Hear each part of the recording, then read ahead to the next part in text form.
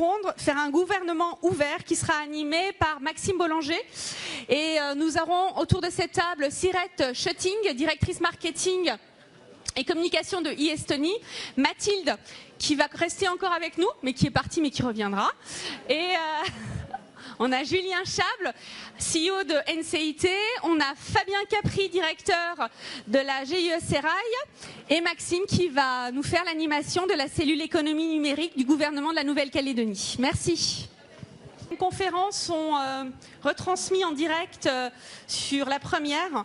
Donc, souvent, je vous préviens, pour ceux qui n'étaient pas là ce matin, il y a des questions en direct qui sont envoyées par les téléspectateurs en plus du public. Donc ne vous étonnez pas si je pose des questions en lisant mon écran. Ce n'est pas des questions pièges que j'ai préparées pour vous spécialement, mais c'est des questions des téléspectateurs. Donc vous le prendrez pas mal, très bien. Je laisse la parole à Monsieur Bollanger. Merci. Table ronde vers un gouvernement ouvert. Nous vivons sur un territoire où, avec des élections, on peut élire librement son maire, les représentants des provinces. On peut même choisir son avenir institutionnel. Le gouvernement de la Nouvelle-Calédonie, les autres collectivités, chaque année, préparent un budget qui est voté devant le Congrès, qui est public et dont les dépenses et recettes sont validées annuellement par l'État. Donc pourquoi alors parler de gouvernement ouvert ? De quelle ouverture parle-t-on exactement? S'agit-il d'une nouvelle forme de démocratie? La place des citoyens et des dirigeants est-elle finalement à revoir? Comment le secteur privé peut-il participer à cette évolution? Voilà un peu l'enjeu de cette table ronde. Avec nous pour en parler cet après-midi, Mathilde Wang, que vous avez vu tout à l'heure, qui est Open Data Officer à Etalab, donc service du Premier ministre. Sirette Schutting, à côté, qui travaille en Estonie et qui est directrice marketing et communication à Cybernetica. Julien Chable, dirigeant de la société calédonienne NCIT. Et Fabien Capri, directeur du GIE Serail, en charge de gérer pour ses membres des informations géographiques numérisées. Donc bonjour à tous les quatre. Et merci de participer à cette table ronde. Ma première question va s'adresser à Mathilde. Tu viens de parler, mais je te redonne la parole. Quand on parle de gouvernement ouvert, de quoi parle-t-on exactement? Alors c'est une bonne question. Gouvernement ouvert, à la base, c'est la traduction anglaise de Open Government. Nous, on l'a traduit en disant gouvernement ouvert, mais aujourd'hui, avec un petit peu de recul, on se rend compte que c'est pas tout à fait ça et que c'est pas tout à fait une bonne traduction. On préfère parler de démocratie participative. Donc, qu'est-ce que c'est? C'est proposer une action publique qui est plus ouverte, qui est plus transparente et qui est plus collaborative. L'idée derrière, c'est vraiment que le numérique, c'est une énorme opportunité, une opportunité pour le citoyen et une opportunité pour l'administration de renouer un lien qui peut être perdu, renouer un lien qui peut être rompu. Alors pour ça, on a plusieurs actions, on a plusieurs niveaux. J'en ai déjà parlé un petit peu avant. D'abord, il y a l'open data. Donc j'en ai longuement parlé, je ne vais pas revenir dessus. Il y a l'ouverture des codes sources. Donc c'est vraiment mettre en open source de nombreux logiciels que l'État propose, de nombreux outils qu'on a développés. Je présentais tout à l'heure le schéma.data.gouv, je présentais Validata. C'est que des outils qui sont en open source, donc des briques qui sont mutualisables, qu'on peut réutiliser librement. Ensuite, il y a l'ouverture des algorithmes, donc ça c'est très important. Ça vient d'être inscrit dans la loi. C'est vraiment l'idée que toute décision qui est prise par une administration, donc par exemple la taxe foncière, la taxe d'habitation, elle doit être explicitée. C'est-à-dire qu'on doit expliquer comment est-ce qu'en fait la décision a été prise et par quel calculateur. Ça c'est très important et ça commence à être mis en œuvre en France. Donc ouverture des codes sources, des algorithmes. Après, il y a aussi la mise à disposition d'outils de consultation. On a beaucoup de ministères qui veulent consulter les usagers, mais qui ne savent pas comment faire. Donc encore une fois, on propose des outils qui sont mutualisables pour pouvoir réaliser facilement des consultations. Et finalement, on fait énormément d'ateliers d'échange entre les citoyens et entre les agents publics pour pouvoir discuter des difficultés techniques des agents et pouvoir discuter des besoins des citoyens. Voilà, c'est vraiment une palette d'outils qui permet de proposer une action publique qui est beaucoup plus ouverte et collaborative. D'accord, donc Sirette, ouverture, collaboration. L'Estonie est connue mondialement, même pour son gouvernement numérique. On peut faire quasiment toutes ces démarches en ligne. Qu'en est-il du coup du point de vue de l'ouverture du gouvernement estonien? Bonjour. En Estonie, tous les services sont en ligne, sauf mariage, divorce, achat d'immobilier. Et pour nous, gouvernement ouvert, ce n'est pas un projet de open data ou quelque chose. Pour nous, gouvernement ouvert, c'est une philosophie très normale. Parce que notre rêve, ce n'est pas une société numérique, c'est une société inclusif, ouvert, etc. Et numérique, c'est juste un outil pour ça. Oui, numérique, c'est juste utile, c'est pas un rêve pour la future, pour l'avance, oui. Et du coup, en termes d'exemples en Estonie, qu'est-ce qu'on a comme choses qui se font, qui mettent en œuvre ces principes de transparence, d'ouverture, de concertation dont parlait tout à l'heure Mathilde? Qu'est-ce qu'il y a comme exemple en Estonie? Notre premier service a été la déclaration des impôts il y a 20 ans.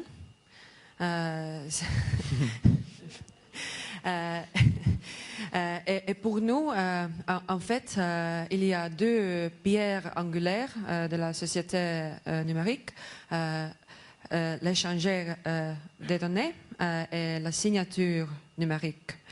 Et tous les services fondés dans la base de la signature et l'échange de données. Et tous les services, comme la déclaration des impôts, maintenant, tous les services sont numérisés. Vote en ligne pour le Parlement et aussi le Parlement européen, c'est aussi vote en ligne.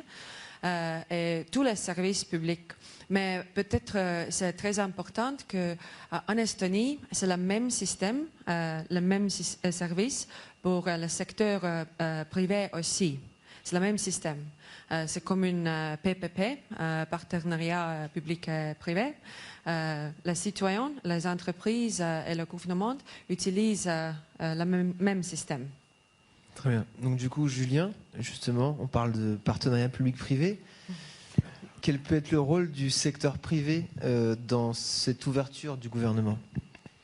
Alors, c'est déjà un rôle, en fait. Donc, je suis aussi vice-président du cluster numérique qui s'appelle Open sur le territoire. Et on a créé, donc c'est un sujet sur lequel, avec Maxime, Bruno, Georges, on échange depuis quand même quelques années, puisqu'on voit qu'il y a quand même beaucoup d'améliorations. Et je pense que vous êtes tous là, c'est quand même que quelque part, le sujet vous intéresse et vous approuvez quand même la démarche. On a un groupe qui s'appelle Open, alors justement, alors dans Open, on a un groupe qui s'appelle Open, mais justement pour reprendre Open Data, Open Source, Open Gouvernement, etc. Et l'idée, c'est justement, avec la bonne volonté, et malheureusement, pour l'instant, on a un petit peu que ça, c'est de voir comment travailler avec les acteurs publics, privés, les rendre plus efficients, les faire communiquer ensemble, les faire collaborer. C'est quelque chose qui est en marche. On est au balbutiement de quelque chose, je pense, ces derniers mois. Mais en tout cas, c'est vraiment quelque chose qui est en train d'être mis en place. On voit à quel point c'est important, puisqu'on a beaucoup de choses à faire. On a un pays, on est 300 000 habitants. Par contre, on a la lourdeur d'un pays complet à porter sur nos épaules. Donc, il faut qu'on soit beaucoup plus efficient sur toutes les démarches privées et citoyennes. Donc c'est vraiment important qu'on arrive à allier le public et le privé, à faire en sorte que le peu de personnes qu'on soit, on ait vraiment qu'on aille tous en tout cas dans le même sens et qu'on puisse d'une part améliorer les services usagers, les services aux entreprises en leur facilitant un petit peu les choses. On voyait tout à l'heure, il y avait quand même une bonne charge dans le PIB d'une entreprise qui était prise sur toute cette gestion en fait de l'administratif. Et puis également pour satisfaire aussi forcément les usagers. Et puis dans un deuxième temps aussi développer l'économie. Et développer l'économie, on pourra aussi s'en sortir que si le public et le privé travaillent main dans la main. En tout cas, c'est la certitude que moi j'en ai. Du coup, Fabien, je crois que GIE Rail a aussi, parmi ses missions, donc de gérer le système d'information des données géographiques pour ses membres. Je crois que la semaine prochaine, il y a une action qui va se mettre en place pour peut-être sensibiliser aussi les administrations et des communes à faire certaines choses. Donc comment tu peux nous décrire ça et en quoi ça peut nous aider dans, je dis nous, gouvernement et pays, dans l'ouverture du gouvernement? C'est vrai que la présentation qui a été faite tout à l'heure sur l'État Lab, on aimerait bien, avec notre dimensionnement à nous, mais avoir quelque chose de similaire sur le territoire. On avait eu le plan stratégique de l'économie numérique qui je ne sais pas si c'est toujours en vue, mais qui nous avait amené qui nous avait lancé l'idée de cette plateforme. Nous, on a envie de commencer aussi petit avec la base d'adresses dont vous parliez tout à l'heure. Voilà, l'idée, c'est de créer cette base d'adresses en Nouvelle-Calédonie, parce que même au sein puisqu'on sait qu'on travaille avec ces directions, au sein de la direction du gouvernement, il y a différentes bases d'adresses qui traînent. L'idée, c'est de faire une API d'ouverture vers une base d'adresses centralisée où on pourrait faire des choses. Mais là où je rejoins Julien, c'est qu'on a beaucoup attendu. Nous, les premiers, on souffre peut-être un peu de ça. On a beaucoup attendu du gouvernement de la Nouvelle-Calédonie qu'elle nous montre le chemin, qu'elle nous accompagne. Et je crois qu'il est temps, même pour nous les privés, nous, on a mis nos premières données en open data. On a attendu, justement, à cause de la petitesse du territoire, de se dire le gouvernement va nous fixer une licence. On va aller tous vers ce sens-là. Et nous, dans notre petit microcosme de la géomatique, c'est vrai qu'il faut qu'on avance, parce que les autres, Google Maps et OpenStreetMap, pour ne pas les citer, ne nous attendent pas. Donc, on a été en avant. Il y a beaucoup de données qui sont ouvertes en open data, que ce soit sur les services du Google ou sur le nôtre. Vous pouvez aller chercher tous les équipements publics, les immeubles, voilà. Donc c'est vrai que là où je rejoins Julien, c'est qu'il faut vraiment que même nous, en tant que privés, on prenne aussi le bâton pour avancer, pour essayer, je suis d'accord, pour associer les forces publiques-privées et essayer de donner quelque chose. Alors je ne sais pas si peut-être tu peux nous dire 2 mots toi sur non, c'est peut-être je suis trop animateur aujourd'hui. Oui, mais c'est quand même important parce que là, ce qui a été présenté au niveau de l'État Lab, à notre niveau, on aimerait bien aussi que par rapport au gouvernement de Calédonie, il se passe des choses pour qu'on puisse enfin avoir une plateforme. Là, chacun fait un peu dans son coin. Voilà. En tout cas, on espère, voilà, je vais prendre une parenthèse de 2 secondes, on espère pouvoir sortir dès cette année une plateforme type DataGouv, donc DataGouv NC. En tout cas, c'est un projet qu'on va lancer prochainement. On va d'abord cadrer tout ça et on espère pouvoir sortir quelque chose dès cette année pour pouvoir partager les données publiques du territoire. Et j'espère qu'on aura plein de données de tous les acteurs. C'est une bonne chose, c'est très attendu. On ferme la parenthèse du coup. Tout à l'heure, Mathilde, tu parlais de démocratie participative. Là, on n'en a pas trop parlé pour l'instant. Des exemples de démocratie participative, est-ce que tu peux nous en donner quelques-uns? Tu l'as un petit peu fait tout à l'heure, mais pour ceux qui n'ont peut-être pas vu la présentation. Donc je reviens sur la loi pour une république numérique. Donc loi pour une république numérique qui a été promulguée en 2016. Elle a été écrite en 2015. Et donc pendant 2 mois, on a fait une consultation sur les textes, sur le projet de loi qui était proposé. Donc tous les articles ont été présentés sur une plateforme et n'importe quel contributeur pouvait venir sur la plateforme, commenter l'article, voter pour dire si c'était une bonne idée, une mauvaise idée, proposer des modifications et surtout proposer d'autres articles. En tout, on a intégré 10 nouveaux articles et on a modifié une bonne dizaine d'articles qui étaient proposés par le gouvernement, enfin, par l'Assemblée, et qui a ensuite été modifié. Ce qu'on fait encore aujourd'hui, on essaie de vraiment proposer cette démarche à chaque fois qu'il y a un projet de loi. Un exemple, en ce moment, donc la semaine prochaine, la loi anti-gaspillage va être votée au Sénat, discutée au Sénat puis votée, et ensuite votée à l'Assemblée nationale. Ce qu'on essaie de faire, c'est de pouvoir objectiver le débat, c'est pouvoir donner des données qui permettent de faire une décision qui est éclairée et qui permettent à tous les citoyens de pouvoir comprendre de quoi on parle et pourquoi on est en train de faire cette loi. Donc on est en partenariat avec le cabinet de Brune Poisson, donc, qui est secrétaire d'État chargé à l'économie circulaire, qui donc propose cette loi. Et on a développé une plateforme qui va sortir à la fin du mois, qui présente toutes les données relatives à l'économie circulaire. Donc c'est vraiment proposer des ressources, proposer des informations qui permettent d'avoir un débat éclairé et qui permettent d'inclure le citoyen. Tout à l'heure, tu disais qu'il y avait 21 000 contributions, je crois, sur la loi pour la République numérique. Si on rapporte ça au territoire calédonien, ça fait à peu près une centaine de contributions. Est-ce qu'on peut considérer finalement qu'une centaine de contributions, je fais un peu question piège, mais est-ce qu'une centaine de contributions, ça suffit à éclairer le débat, à éclairer les décideurs sur l'orientation qu'on peut donner sur un projet de texte? La question est ouverte à tous. Qui veut y répondre? Peut-être que je peux compléter du coup ce que tu viens de dire. Effectivement, sans contribution, c'est peu. Mais sans contribution de personnes qui sont vraiment positionnées sur la question, qui sont vraiment passionnées par la question, ça peut changer énormément de choses. Effectivement, tous les citoyens en France n'ont pas participé au débat. Peut-être qu'ils ne se sentaient pas concernés, peut-être qu'ils ne se sentaient pas compétents, mais il y a énormément de personnes qui étaient experts sur le sujet, qui avaient envie de se positionner et qui avaient envie de contribuer à cette démarche d'open data, qui ont eu l'opportunité de s'exprimer. Et c'est vraiment intéressant de se dire que finalement, ce n'est pas uniquement le législateur qui, sur la question de la donnée, peut-être n'est pas forcément expert, mais c'est aussi des personnes de la société civile qui veulent se positionner sur cette question, qui ont eu l'opportunité de le faire. Très bien. Siret, en Estonie, tu parlais du coup de tout le monde n'a pas participé. Il peut aussi y avoir un problème de fracture numérique. Si tout à l'heure tu disais que la démocratie participative pouvait se faire au travers notamment du numérique, comment on garantit l'équité finalement derrière ce type de projet ou de démocratie participative? Comment on peut mettre ça en œuvre? Oui, on a un bon exemple pour démocratie participatif, oui. C'est budget participatif. On utilise vote en ligne et le citoyen il peut choisir quel service ou quel projet il préfère pour la ville ou pour le gouvernement. Et je crois que c'est un bon exemple de démocratie ou gouvernement ouvert parce que je crois que si les citoyens et le gouvernement ne collaborent pas, c'est une situation très mal. En Estonie, gouvernement ouvert, c'est très normal pour nous. Et tous les services sont participatifs et inclusifs parce que c'est la fondation d'une société numérique.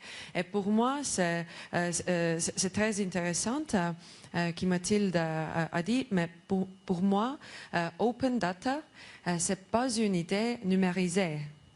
Oui, il ne s'agit pas de technologie, il s'agit de la mentalité. Open Data, c'est juste une idée. C'est pas numérisé, oui. Et c'est très intéressant, je pense. Justement sur l'open data, tout à l'heure, David Alia parlait d'état d'esprit, de changer la culture. Il faisait la comparaison avec un régime, que c'était quelque chose de difficile. Du coup, est-ce que au niveau de la Nouvelle-Calédonie, je peux prendre la parole à Julien par exemple, est-ce que les administrations, est-ce qu'elles sont prêtes à s'ouvrir, est-ce qu'elles sont prêtes à faire un régime, à avoir de la discipline là-dedans et à tenir ce régime? Alors déjà au niveau des citoyens, je pense qu'il y a beaucoup de personnes qui sont prêtes à donner du temps pour tout ça, pour améliorer les choses.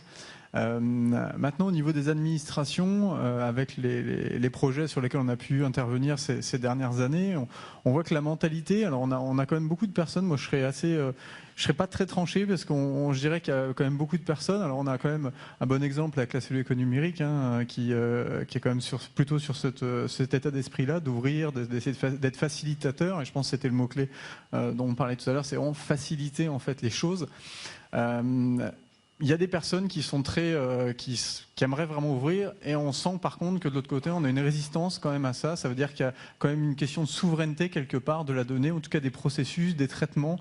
Chacun veut garder sa donnée. J'ai ma donnée, donc on doit passer par moi. J'ai mon importance. C'est un petit peu mon précaré.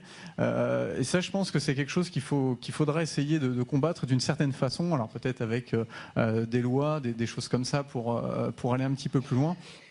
Mais on sent qu'il y a quand même un petit peu de réticence. Après, il y a effectivement peut-être des soucis de sécurité, d'anonymité de la donnée. Donc c'est vraiment une vraie question. Et je pense que ce sera forcément par rapport à l'open data des sujets qui seront traités. Mais moi, j'encourage vraiment, en tout cas, s'il y a toutes les institutions à ouvrir au maximum, on reviendra. Il y a forcément un cadre qui peut paraître complexe en fait à mettre en place, mais en tout cas ce qu'on sent aujourd'hui c'est que ça s'ouvre tout doucement. Ces dernières années on sent que la tendance avance, mais qu'il y a encore quand même du chemin à parcourir. Et pour compléter Julien, moi je me rappelle il y a encore pas si longtemps que ça des réunions avec des DSI qui te disaient ah oui mais Fabien, moi je ne sais pas ce que fait le service d'à côté, donc comment tu veux que j'ouvre la donnée. Donc il y a vraiment aussi, mais là il faut du monde. Vous disiez tout à l'heure, là quand on vous écoute, il y a un champ officer, il y a du monde. Il faut quelqu'un pour pour préparer cette information, la cadrer, lui donner la qualité dont elle a besoin aussi, pour pouvoir en effet proposer le panel. Mais aujourd'hui, est-ce que toutes les administrations sont prêtes? Est-ce que ça va retomber? C'est pas du numérique soit, mais ça va retomber sur les DSI. On va parler informatique derrière tout ça.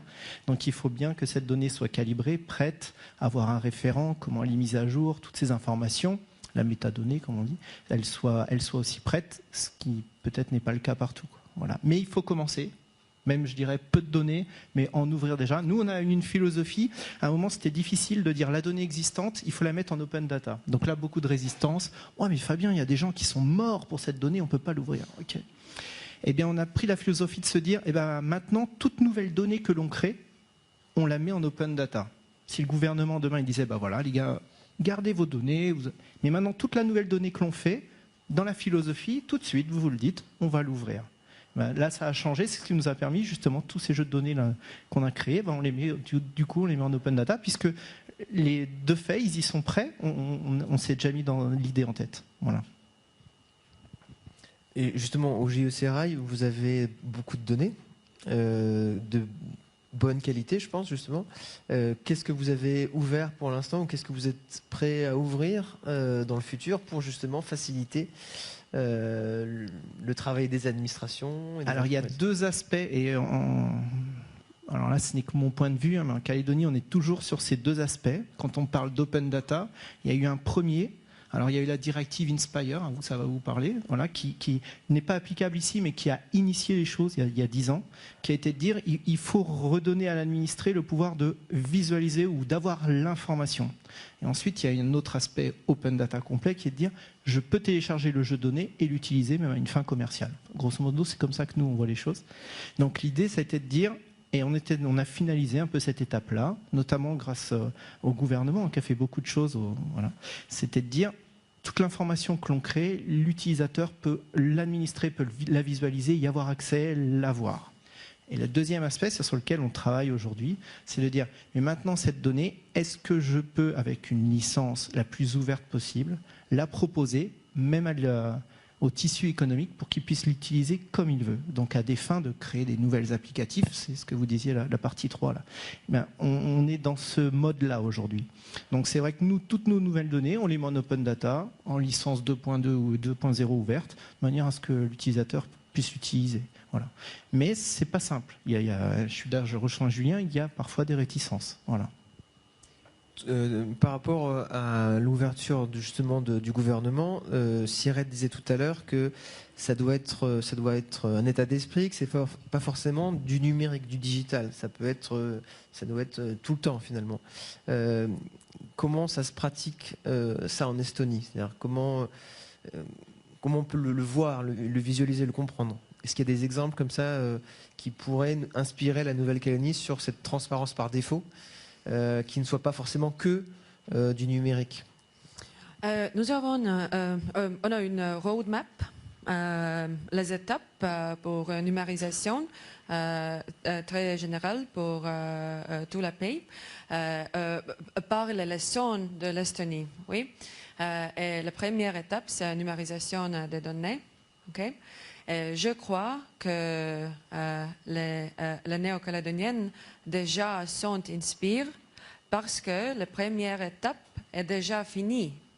Nouvelle-Calédonie déjà être une société numérique, ok, peut-être pas de services ou pas de système, etc.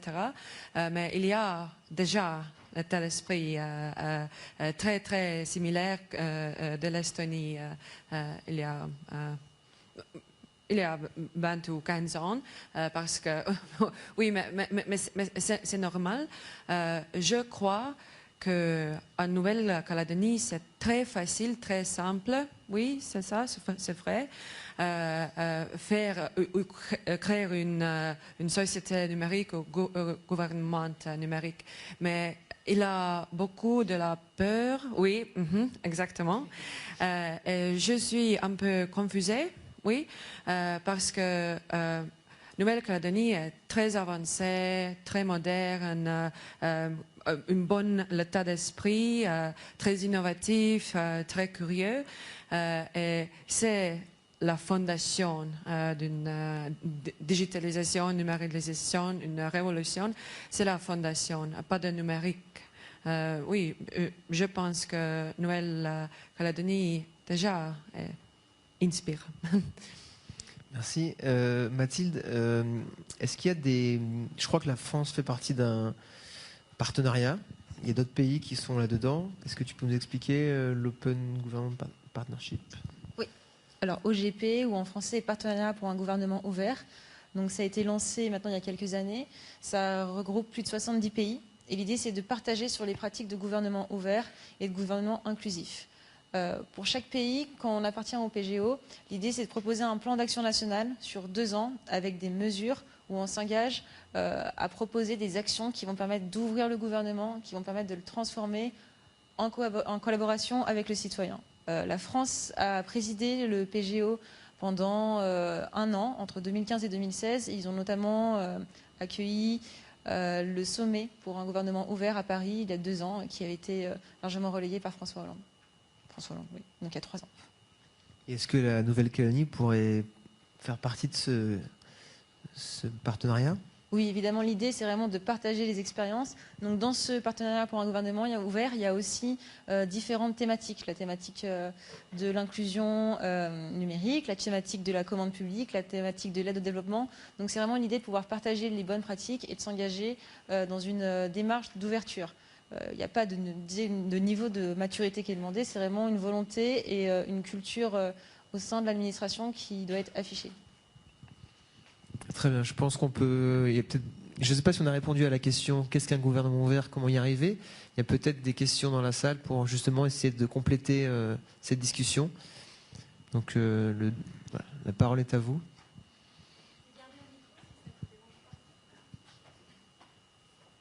Les questions? Même pas de l'observatoire. Ah si, on a la province Nord en force là. Ah, la province Sud aussi. Bon, on va commencer par la province Nord, si ça ne vous dérange pas. Parce qu'ils viennent de loin. Ah. Tu veux laisser la parole à la province Sud? Ouais, voilà. Pardon, Denis. Oui, bonjour, merci pour tous ces échanges. Moi, je voudrais revenir sur l'exemple de l'Estonie. J'ai bien retenu 20 ans, ok. Pour autant, ce que vous dites, c'est que la Nouvelle-Calédonie dispose d'un terrain favorable. Je voudrais que vous alliez plus loin dans la description de construire cette mentalité autour justement du gouvernement ouvert.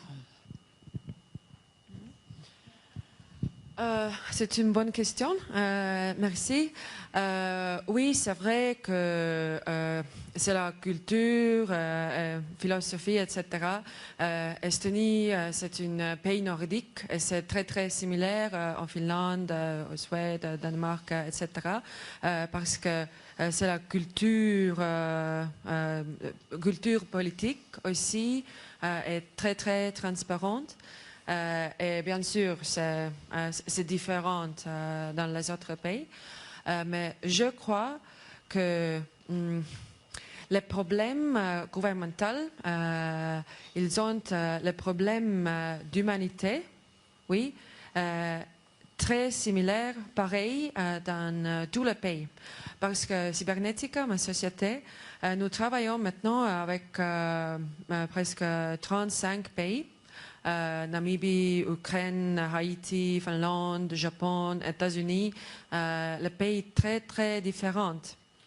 Mais c'est le même système, même outil, oui.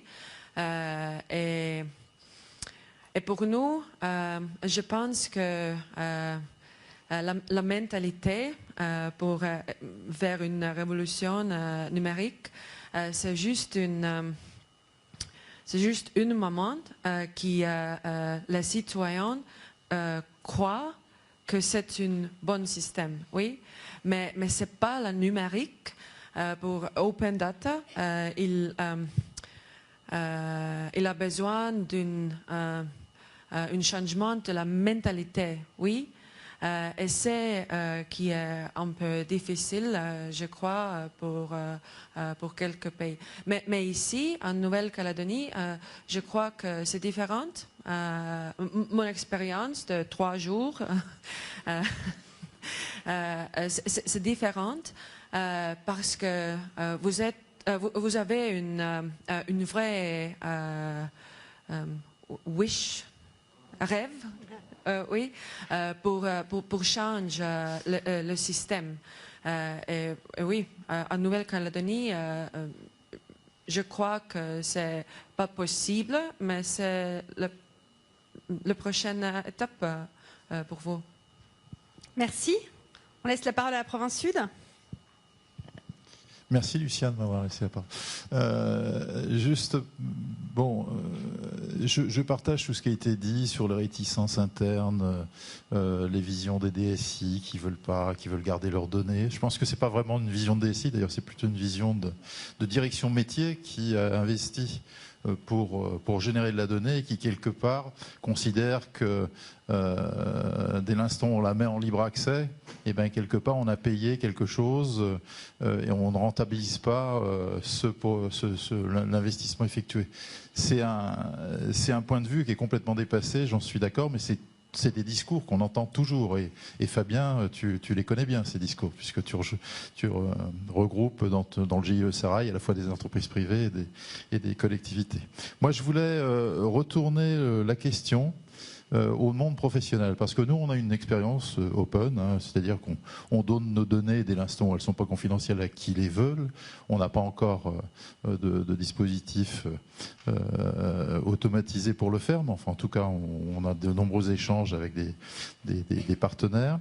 On a en particulier des échanges sur les sources de logiciels, c'est-à-dire que la province Sud développe un certain nombre d'outils, de logiciels, et on considère que pourrait se développer à partir de ces logiciels une activité économique d'éditeur de logiciels qui peut en faire un progiciel et qui peut le diffuser. Et la première approche qu'on avait eue, on avait mené une étude là-dessus, c'est de les mettre en open, ces logiciels, justement. Et là, on a été confronté à une réaction négative du monde économique, donc des professionnels que tu représentes, Julien, aujourd'hui, qui nous disaient bah non, vous n'allez pas le mettre en open, parce que si vous les mettez en open, n'importe qui va pouvoir les récupérer dans le monde entier, et finalement, la valeur ajoutée ne restera pas dans le territoire de la Nouvelle-Calédonie. Donc on nous a, et quelque part, on a contourné la difficulté en conventionnant avec un certain nombre d'entreprises.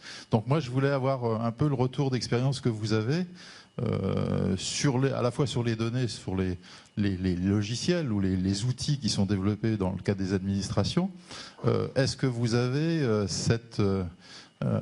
eu cette réaction un peu protectionniste, hein, qui est de dire ok, on veut bien que vous donniez vos données, mais et je me souviens de discussions avec des professionnels qui nous disaient il faut que vous vous exigiez que la personne, ça soit une entreprise calédonienne, et que les ressources humaines qu'elle paye ses impôts en Calédonie, et que les ressources humaines employées soient en Calédonie. Donc on avait cette discussion-là. Est-ce que vous avez été confronté à ce type de réaction, qui est de dire la valeur, quelque part, elle va partir ailleurs, en dehors du territoire, hein, et comment vous y avez répondu, si vous avez ce type de réaction? Alors oui, j'ai un exemple très précis. Donc, avant de travailler à Italab, je travaillais à la Poste sur la question des données, et je travaillais sur la question de l'open data à la Poste. La Poste donc, a une certaine mission de service public, mais elle n'est pas tenue de publier toutes ses données évidemment en open data. La question était de se poser, est-ce qu'on publie en open data les points relais de la Poste? Donc j'en discutais avec les instances décisionnaires à la Poste, et la réponse c'était mais surtout pas, si on vous mettez vos données en open data, il y a Amazon qui va tout prendre et qui va tout voler, et à partir de là, ils vont pouvoir mettre des points Amazon absolument juste à côté de nos points relais, ils vont pouvoir faire de l'intelligence économique pour pouvoir encore plus nous dépasser. Alors ça, on peut comprendre un petit peu la réaction épidermique. Ce qu'il faut expliquer derrière, c'est que Amazon, ils ont déjà en fait la force de frappe pour pouvoir collecter toutes les données. Ils savent déjà depuis 10 ans en fait où est-ce qu'ils sont les points relais.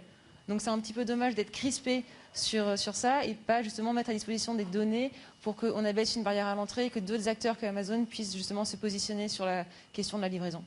Donc c'est vraiment à chaque fois déconstruire des idées de réticence qu'on peut comprendre. Évidemment, on peut comprendre que la Poste, dans une situation économique qui est un peu alarmante, et qu'elle ait besoin de, on va dire, protéger ses ressources. Mais finalement, en se protégeant, elle se met encore plus à risque. Merci. Est-ce qu'il y a encore une question? La province des îles, non.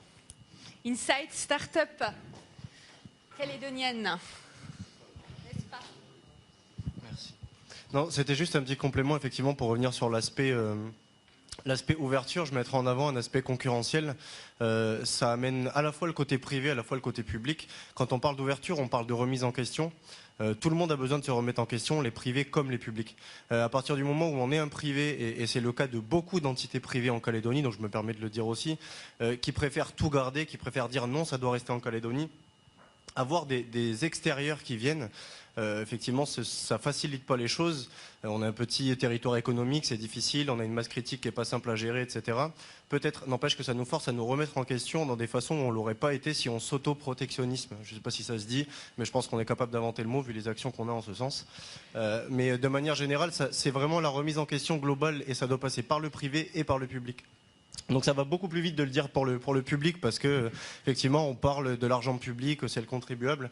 À partir du moment où c'est le contribuable qui paye, je ne vois pas en quoi une direction pourrait s'auto-octroyer le droit de ne pas diffuser la donnée, sauf sensibilité, mais je pense que c'est une excuse qui revient trop souvent. En revanche, il faut impérativement que ça vienne aussi dans le monde du privé. Et typiquement, quand on a des réactions comme ça, où on a un privé qui arrive et qui dit non, non, hors de question que vous ouvriez le code, donnez-le nous, en gros, on va faire le business. Non, en fait, c'est juste se fermer la porte, c'est récupérer du travail, c'est pas mettre en valeur de la donnée qui pourrait l'être si on avait cette capacité de remise en question. Donc je pense que l'open, en fait, c'est pas juste un gouvernement. C'est une mentalité, on en parlait, j'aime beaucoup le principe de la mentalité, mais ce n'est pas une mentalité que publique, le privé doit aller en ce sens, et je pense que la remise en question doit être totale, dans les utilisateurs, dans les producteurs, et dans tout l'écosystème qu'on représente.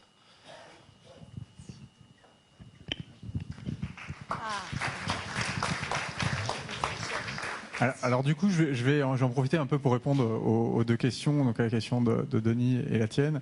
Moi, je te rejoins entièrement sur ça. Les discussions qu'il y a eu, alors on sait avec qui ça a eu, il n'y a pas eu 40 personnes. Voilà, je ne pense pas que ça soit partagé par l'ensemble des privés, effectivement. Par contre, l'initiative de partager, d'ouvrir le code source, c'est une bonne initiative. On a déjà eu l'occasion de pouvoir échanger là-dessus. Il faudrait que ce soit beaucoup plus généralisé. Après, aussi à réfléchir, quoi partager, effectivement. Je parlais tout à l'heure de développement économique, et on a un petit territoire, comme ça a été rappelé. On a certaines difficultés à pouvoir, enfin, un marché qui est réduit, qui est assez restreint. Et donc, de pouvoir ouvrir et potentiellement profiter pour quelque chose qui a déjà été payé par les impôts sur les sociétés ou les impôts sur les particuliers, ça semble évident. Après, il faut voir aussi quoi partager. On a des choses que l'on peut partager, c'est-à-dire par exemple des frameworks, comme il y en a des très bons dans les institutions, dans les administrations. Il y a aussi des applications qui sont intéressantes. Puis après, on a vraiment des choses des fois extrêmement spécifiques et qui peuvent effectivement poser des problèmes potentiellement de sécurité sur des infras, sur des choses comme ça. Donc il y a quand même des réflexions à avoir entre le tout partager et le partager des choses intelligemment. Mais dans tous les cas, effectivement, ouvrir, ça pourrait apporter une remise en question. Et je pense qu'aujourd'hui, dans un contexte économique qui est un peu difficile, je pense qu'au-delà même du débat qu'on a aujourd'hui, c'est vraiment de se réinventer, de réfléchir. Et je pense que de se faire bousculer un petit peu comme ça en ouvrant, ça va inciter vraiment les personnes à prendre un petit peu plus d'initiative, et puis à ce que tout ça soit reversé, et puis j'ai envie de dire après que le meilleur gagne, mais ça nous tirera vers le haut dans tous les cas et pas vers le bas. Donc je pense que c'est vraiment ça, c'est vraiment cette mentalité qu'il faut avoir. Et je dirais aussi pour le public, on parlait d'état d'esprit tout à l'heure, il y a quelque chose alors à lire, c'est peut-être pas quelque chose de très légal, etc., mais il y a un manifeste en fait de Open Government Manifesto qui donne quelques guidelines, en fait, quelques manières de penser. Je pense que ce serait intéressant de pouvoir chacun le lire. Ça donne une tendance sur cette mentalité un petit peu d'ouverture du gouvernement, et ça serait quelque chose d'intéressant justement à proposer s'il y a nos politiques. On y viendra prochainement, je pense. Voilà. Je laisse la parole pour une dernière question. Oui, j'ai noté qu'une des pierres angulaires, c'est la signature électronique. Et je voulais savoir justement ce que ça implique en termes réglementaires ou technologiques, et aussi comment faire pour qu'une partie de la population ne reste pas sur le bord du chemin à ce niveau-là, soit en raison de la fracture numérique en termes d'équipement, de connexion, ou en termes de fracture d'usage.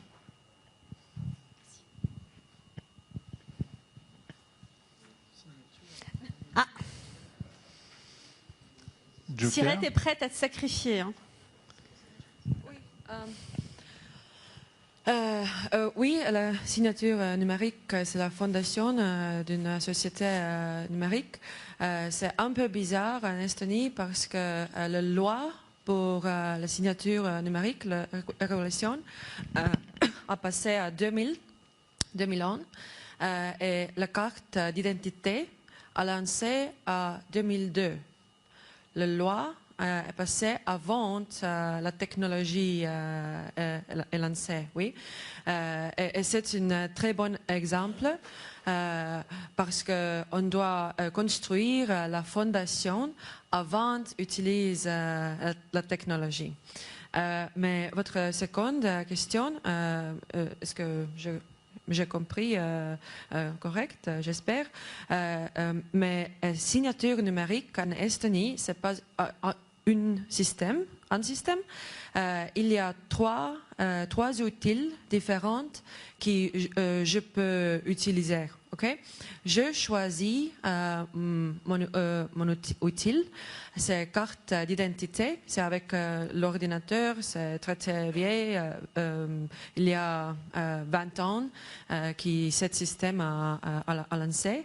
Le second outil, c'est Mobile ID. Il utilise SMS protocol, c'est un réseau téléphonique, pas un réseau d'Internet. S'il y a problème avec connexion, c'est possible d'utiliser la signature numérique qui utilise SMS protocol. Oui. Et la troisième, c'est Smart ID, qui utilise juste un réseau d'Internet avec iPad, iPhone, Smart Device. Il y a trois outils différents pour les utilisateurs différents. Oui. Ma grand-mère, elle utilise iPad avec Smart ID parce que c'est plus facile avec icons. Oui, c'est très facile. En office, je crois mes collègues ils utilisent ID card, carte d'identité, parce que c'est très facile avec l'ordinateur. Mais dans la forêt, peut-être il n'y a pas 4G, ils utilisent un mobile ID, ok? C'est aussi une philosophie de gouvernement ouvert. C'est pas un service, un système. C'est beaucoup des options. Un système très inclusif. Oui.